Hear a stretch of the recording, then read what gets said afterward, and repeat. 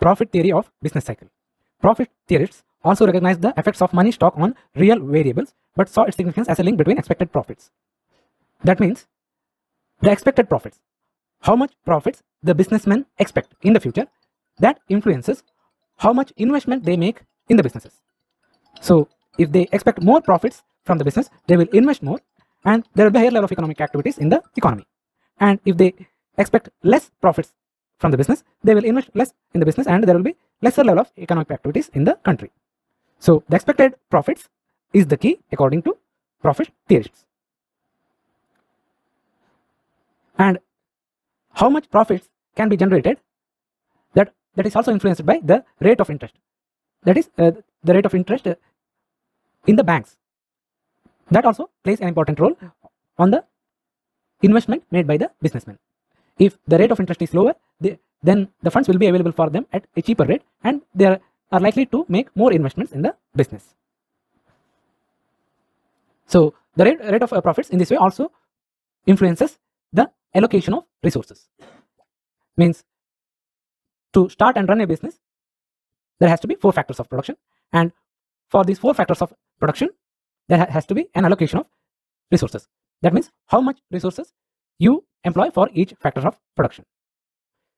So here, how Veblen. So Veblen is the main author of the profit theory of the business. So he has explained how profits will create business cycles: crisis, depressions, hard times, dull times, brisk times, periods of speculative advance, eras of prosperity. So what he's saying is that, so all these stages are the stages of business cycle, are created by the price, and price is dependent upon the profit margin. So if businessmen want more profits, they will fix a higher price, and if they are satisfied with the lower profit, they will fix a lower price. So price and profits are connected to each other. And profit theorists argue that firms' profitability fluctuates over time. So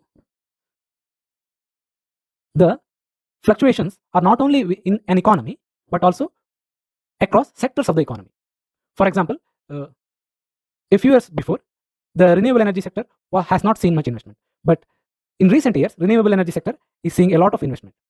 So the sectors which did not attract much investment or much capital will see a more flow of money in the recent years. So the sector which was attractive 10 years before will not be so attractive today.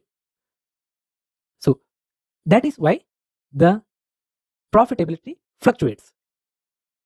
To give you another example, the profitability of IT sector was not so much, let us say 20 years before, because 20 years before people were not so educated. All the people were not so educated, although all the people were not so modern to make use of the technological products. But nowadays, people know how to make use of the technological products. So this type of products are getting much profits.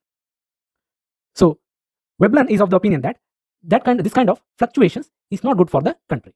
So what he recommends is that, so and not only this, one more reason for the fluctuation is the technological advancements. So every year new technology will come in, and with new technology new firms will enter, and at that time some sectors will not do very well, some sectors will do very well. So this will create fluctuations in the economy. So what he suggests is that government should do the intervention. So government has to regulate these innovations. That is what he says. Yeah, it is not so good to control the innovations, but Veblen says that if you can control the innovations, then only you can stop that fluctuations in the economy.